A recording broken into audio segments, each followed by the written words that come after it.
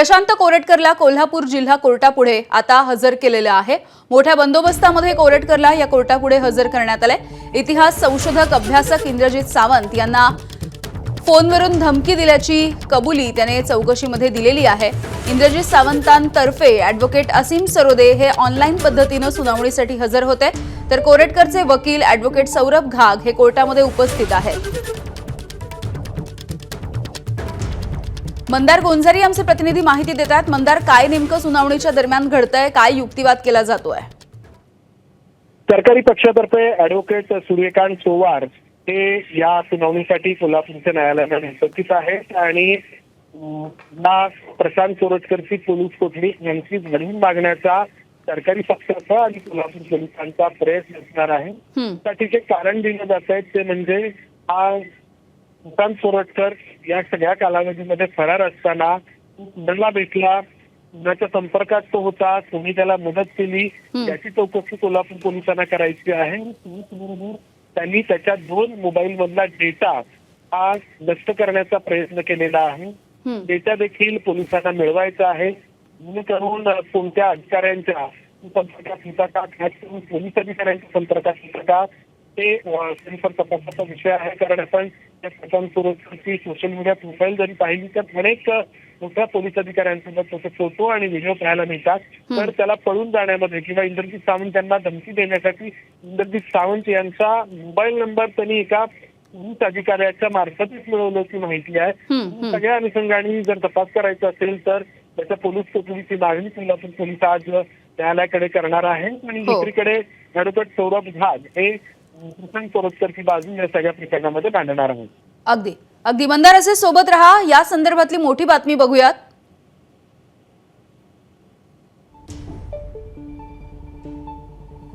आरोपीला मदत करणाऱ्यांना नोटीस पाठवण्यात आल्याची माहिती सरकारी वकिलांनी दिली आहे। कोरेटकरने वापरलेली गाडी जप्त करण्यासाठी एक टीम नागपूरला गेलेली आहे। कोर्टामध्ये पोलिसांचा हा युक्तिवाद सुरू आहे। पुन्हा एकदा जाऊयात, मंदार गोंजारी आपल्याला अपडेट्स देतात। मंदार, याच साठी या प्रशांत कोरेटकरची अधिक पोलीस कोठडी मिळवण्याचा कोल्हापूर पोलिसांचा प्रयत्न आहे। कारण आपण पाहिलं की गुन्हा दाखल झाल्यानंतर जवळपास 1 महिना हा प्रशांत कोरेटकर फरार होता। या सगळ्या कालावधीमध्ये त्याला कोणी मदत केली, त्यांनी जी वाहनं वापरली ती कोणाची होती, त्याचबरोबर त्याच्या नातेवाईकांनी त्याला मदत केली का, या सगळ्या प्रकरणाचा तपास कोल्हापूर पोलिसांना करणं गरजेचं आहे। त्यासाठी कोल्हापूर पोलिसांचं एक पथक नागपूरला देखील पोहोचलेलं आहे आणि त्यामुळं या प्रशांत कोरेटकरची पोलीस कोठडी वाढवून मागण्याचा कोल्हापूर पोलिसांचा सरकारी पक्षाचा प्रयत्न असणार आहे आणि त्या दृष्टीने आज न्यायालयामध्ये आता थोड्या वेळामध्ये युक्तिवादाला सुरुवात होईल। या सगळ्या प्रकरणामध्ये प्रशांत कोरेटकर मी जसं म्हटलं की कुठल्या ठिकाणी तो राहिला, चंद्रपूर मधल्या एका हॉटेलमध्ये देखील त्याचं वास्तव्य होतं, हे देखील समोर आलेलं होतं। या सगळ्या काळामध्ये त्याला मदत कोण करत होतं, या सगळ्या गोष्टींचा तपास करण्याची गरज आहे आणि त्यांनी धमकी देण्यासाठी जो मोबाईल नंबर इंद्रजित सावंत यांचा मिळवला तो पोलीस अधिकाऱ्यांच्या मार्फतच मिळवला। तर त्यामुळं पोलीस अधिकाऱ्यांची त्याचं जर संभाषण झालं असेल तर त्याचे कॉल रेकॉर्ड मिळवणं अपेक्षित आहे। मात्र हे सगळे कॉल रेकॉर्ड जे आहेत, हा मोबाईल मधला सगळा जो डेटा आहे तो या प्रशांत कोरेटकरनी इरेज केलेला आहे, तो डाटा त्यांनी नष्ट करण्याचा प्रयत्न केलेला आहे। तो पुन्हा फॉरेन्सिक लॅबोरेटरीच्या माध्यमातून मिळवण्याचा कोल्हापूर पोलिसांनी प्रयत्न करणं अपेक्षित आहे आणि त्यासाठी त्याची पोलीस कोठडी वाढवून मागण्याचा पोलिसांचा प्रयत्न असणार आहे। यामिनी, अगदी मंदार, आणखी एक या संदर्भातली मोठी बातमी आपण बघूयात। कोरेटकरने कोणतं वाहन वापरलं त्याचा तपास करायचा आहे, असा युक्तिवाद सध्या सरकारी वकील करतायत। कोरेटकरला आर्थिक मदत कोणी केली याचाही तपास सध्या सुरू आहे। कोरेटकरने कोणतं वाहन वापरलं आणि कोरेटकरला नेमकी आर्थिक मदत कोणी केली या संदर्भातला तपास सुरू आहे। मंदार, गेल्या महिनाभरापासून ज्या वेळेला तो फरार होता, सापडत नव्हता पोलिसांना, तेव्हा त्याने कोणकोणत्या गाड्या वापरल्या, त्याला नेमकी कोणी आर्थिक मदत पुरवली, या सगळ्या संदर्भातही तपास सुरू आहे। आपण पाहिलं तर या प्रशांत कोरेटकरनी स्वतःच एक व्हिडिओ सोशल मीडियावरती पोस्ट केलेला आहे, ज्याच्यामध्ये तो आलिशान रोल्स रॉईस गाडी चालवताना दिसतो आहे। ही रोल्स रॉईस गाडी हजारो कोटी रुपयांच्या घोटाळ्याचा आरोप असलेल्या महेश मोतेवारच्या कंपनीच्या नावावरती आहे। समृद्धी जीवन म्हणून हा घोटाळा 2015 साली समोर आला होता आणि यामध्ये अनेक जणांना अटक झाली होती महेश मोतेवारचं। ती गाडी या प्रशांत कोरटकरकडे आढळून आलेली आहे. तर ही गाडी प्रशांत कोरटकरकडे कशी आली, याशिवाय आणखी कोणत्या गाड्या होत्या का प्रशांत कोरटकरकडे, आणि यामध्ये त्याला नक्की कोणी मदत केली, या सगळ्या गोष्टींचा खरं तर खोलात जाऊन तपास होणं गरजेचं आहे. कारण प्रशांत कोरटकरांनी वापरलेली भाषा अतिशय आक्षेपार्ह आहे.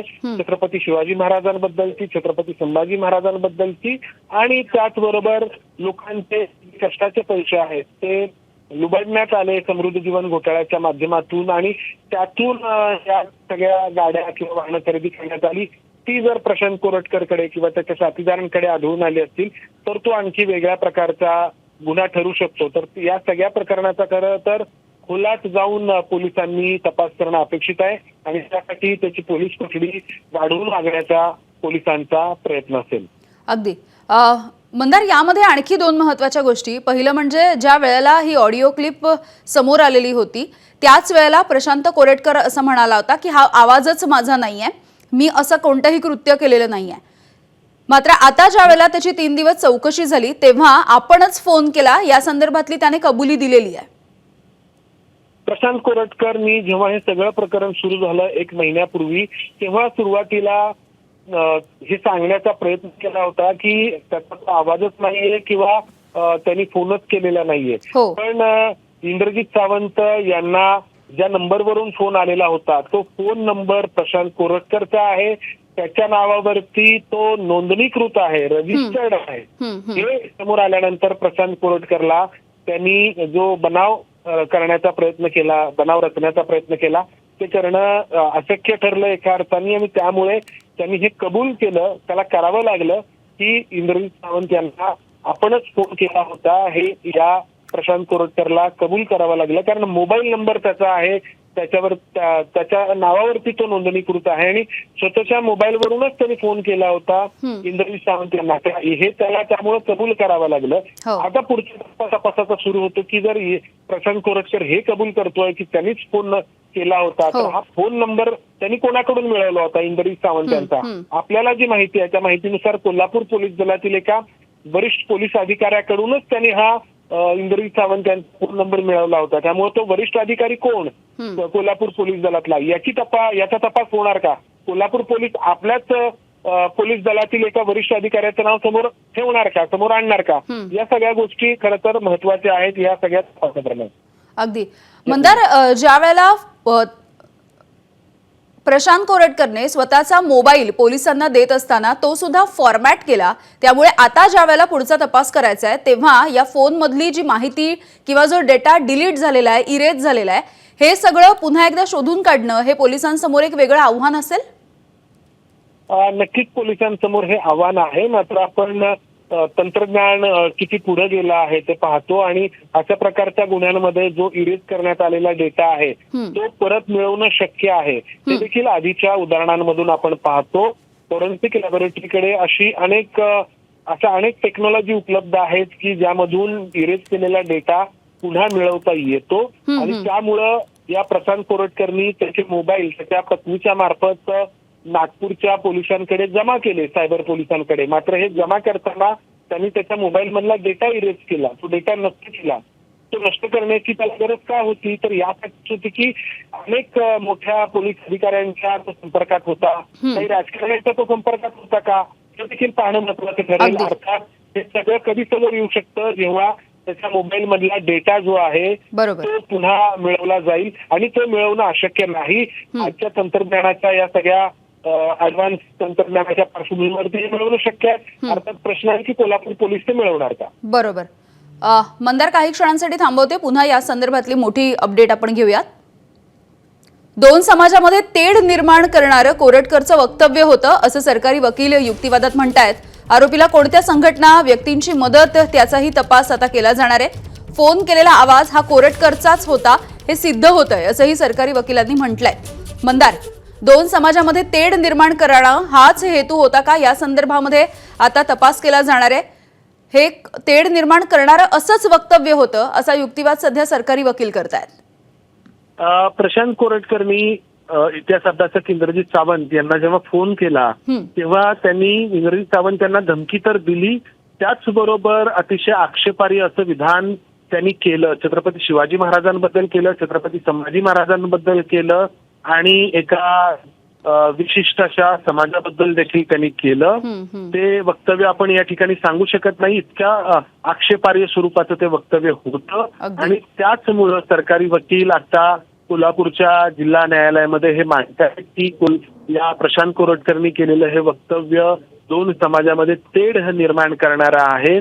आणि अशा स्वरूपामध्ये आपण पाहतोय की महाराष्ट्रामधली सामाजिक वीण उसवण्याचा वेळोवेळी प्रयत्न होतोय. महाराष्ट्रातली सामाजिक परिस्थिती खरं तर खूप आता एका अर्थाने व्होल्टाईल अशी आहे किंवा एका अर्थाने खूप संवेदनशील अशी आहे. अशा पार्श्वभूमीवरती जर प्रशांत कोरटकर फोन करून दोन समाजामध्ये तेढ निर्माण होईल असं वक्तव्य जर करत असेल तर याची दखल घ्यावी लागेल. आणि हेच मांडण्याचा सरकारी वकील ऍडव्होकेट सूर्यकांत पवार यांचा प्रयत्न आहे. आणि त्यासाठी या प्रशांत कोरटकरकडे अधिक तपासाची गरज पण आहे की नक्की काय त्याला म्हणायचं होतं, नक्की कोणाच्या पाठिंब्याने तो अशा प्रकारचं वक्तव्य करायला धजावला किंवा नक्की त्याला काय म्हणायचं होतं. या सगळ्या गोष्टी खरं तर तपासाचा भाग आहेत. आणि इंद्रजित सावंत यांना धमकी दिली हे तर आहेच, मात्र त्याच्याही पलीकडे जाऊन दोन समाजामध्ये जर तो निर्माण करतो आहे तेढ आणि एका विशिष्ट समाजाबद्दल जर तो आक्षेपार्ह वक्तव्य करतो आहे, दुसऱ्या समाजाबद्दल त्याच्या ज्या काही संकल्पना आहेत त्या तो या फोनच्या कॉलमधून मांडतो आहे, तर हे अतिशय गंभीर आहे. फक्त इंद्रजित सावंत यांच्यापुरता हा विषय त्यामुळे मर्यादित राहत नाही, तर महाराष्ट्रातला सामाजिक सलोखा त्यामुळं बिघडू शकतो. या सगळ्या पार्श्वभूमीवरती या प्रशांत कोरटकरच्या वक्तव्यांकडे पाहिलं जात आहे. तेच मांडण्याचा सरकारी वकील प्रयत्न करतायत. अगदी मंदार, कोर्टामध्ये कोणतीही गोष्ट सिद्ध करायची असेल तर आपल्याला तितके भक्कम आणि ठोस पुरावे, सबळ पुरावे द्यावे लागतात. त्यापैकीच एक म्हणजे प्रशांत कोरटकरने जो फोन केला त्या व्हॉइस क्लिपमधला आवाज त्याचाच आहे का, या संदर्भामध्ये पाठपुरावा करण्यासाठी पोलिसांनी त्याचे 6 तास व्हॉइस सॅम्पल घेतल्याची माहिती मिळते. त्या संदर्भात काय अधिकची माहिती आहे? प्रशांत कोरटकरनी फोन केला इंद्रजित सावंत यांना. सुरुवातीला आपण मगाशी म्हणालो त्यानंतर त्यांनी सुरुवातीला तो नाकारण्याचा प्रयत्न केला की हा पण आपणच केला होता, आपल्या नावावरती इतर कुठल्या व्यक्तीने फोन केला होता हे सांगण्याचा प्रशांत कोरटकरनी सुरुवातीला प्रयत्न केला 1 महिन्यापूर्वी. मात्र जेव्हा त्याला हे लक्षात आलं की आपला मोबाईल नंबर जो रजिस्टर्ड आहे त्याच्यावरूनच आपण फोन केलाय, तेव्हा मात्र तो फरार झाला. आणि कोल्हापूर पोलिसांनी जेव्हा त्याला तेलंगणातून अटक केली तेव्हा त्याला हे कबूल करावं लागलं की इंद्रजित सावंत यांना आपणच फोन केला होता. अर्थात त्यांनी पोलिसांसमोर हे कबूल करणं हा एक तपासाचा भाग झाला. मात्र पोलिसांना न्यायालयामध्ये हे सिद्ध करावं लागतं पुराव्यानिशी. त्यासाठी या प्रशांत कोरटकरच्या आवाजाचे नमुने घेण्यात आले आणि ऑडिओ क्लिप मधला आवाज आणि प्रशांत कोरटकरचे आवाजाचे नमुने हे एकच आहेत. हे न्यायवैद्यकीय पातळीवरती पोलिसांना सिद्ध करावं लागेल, न्यायालयामध्ये ते सिद्ध करावं लागेल आणि त्यानंतर मग न्यायालय या सगळ्या गोष्टी पुरावा म्हणून ग्राह्य धरेल आणि त्यानंतर मग या खटल्यामध्ये पुढचा निर्णय न्यायालय देऊ शकेल. त्याच्यामुळं ही अतिशय महत्वाची घडामोड आहे. प्रशांत कोरटकरच्या आवाजाचे नमुने घेणं आणि ऑडिओ क्लिप मधला आवाज हा त्याचाच आहे हे सिद्ध करण्याचा सरकारी पक्षांनी पोलिसांनी प्रयत्न करणं आणि हे यासाठी आवश्यक आहे कारण पोलिसांकडे जरी त्यांनी आता कबूल केलं असलं तरी न्यायालयामध्ये अनेकदा आरोपी बदलतात किंवा उलटतात किंवा वेगळ्याच प्रकारे दावे करतात. त्यामुळे त्याच्या आवाजाचा नमुना घेणं ते सिद्ध करणं सरकारी पक्षासाठी आवश्यक आहे. अगदी मंदार, जवळपास 1 महिना पोलिसांना गुंगारा देत हा प्रशांत कोरटकर फरार होत होता. चंद्रपूर असेल किंवा मग त्यानंतर दुबईचे काही आधीचेच फोटो त्याने टाकलेले होते. पुन्हा एकदा तो दिशाभूल करण्याचा प्रयत्न करत होता. तेलंगणामधून त्याला 1 महिन्यानंतर अटक झाली आणि ज्या वेळेला गेले 3 दिवस त्याची या सगळ्या संदर्भात त्याची चौकशी केली गेली तेव्हा हैदराबादवरून चेन्नईला जाण्याची तयारी तो करत होता अशी कबुली सुद्धा त्याने दिलेली आहे. प्रशांत कोरटकर खरं तर कोल्हापूर पोलिसांना का सापडत नाही, नागपूर पोलिसांना का सापडत नाही हा प्रश्न गेल्या महिनाभरामध्ये उपस्थित झाला होता. कारण आपण पाहिलं की एकीकडे प्रशांत कोरटकर त्याच्या पत्नीला त्याचे मोबाईल सोपवतो, ते पोलिसांना जमा करायला लावतो. दुसरीकडे प्रशांत कोरटकर स्वतःचा एक व्हिडिओ तयार करतो, तो सोशल मीडियावरती पोस्ट करतो. तिसरीकडे प्रशांत कोरटकर चंद्रपूर मधल्या एका हॉटेलमध्ये राहतो. हे सगळं प्रशांत कोरटकर करत असताना पोलिसांना मात्र तो सापडत नव्हता आणि त्यामुळे पोलिसांच्या भूमिकेवरती देखील शंका उपस्थित होत होत्या की पोलिसांना प्रशांत कोरटकरला पकडायचं आहे का, की आम्ही त्याला पकडण्याचा प्रयत्न करतो आहोत, हे भासवायचं आहे. हा प्रश्न निर्माण होत होता. अखेर जेव्हा दबाव वाढत गेला, जेव्हा प्रशांत कोरटकरचे दुबईमधले फोटो अगदी समोर मंदार. आले, तेव्हा या प्रशांत कोरटकरला पकडण्यामध्ये पोलिसांना यश आलं. हो. तेलंगणामध्ये असं समोर आलं आणि तिथून तो हैदराबादला पळून जात होता. अर्थात हैदराबादला तो का पळून जात होता? बरोबर. अगदी या सगळ्याच दृष्टीने आता पुढचा तपास केला जाईल. धन्यवाद मंदार या सगळ्या सविस्तर अपडेटसाठी. एबीपी माझा, उघडा डोळे बघा नीट.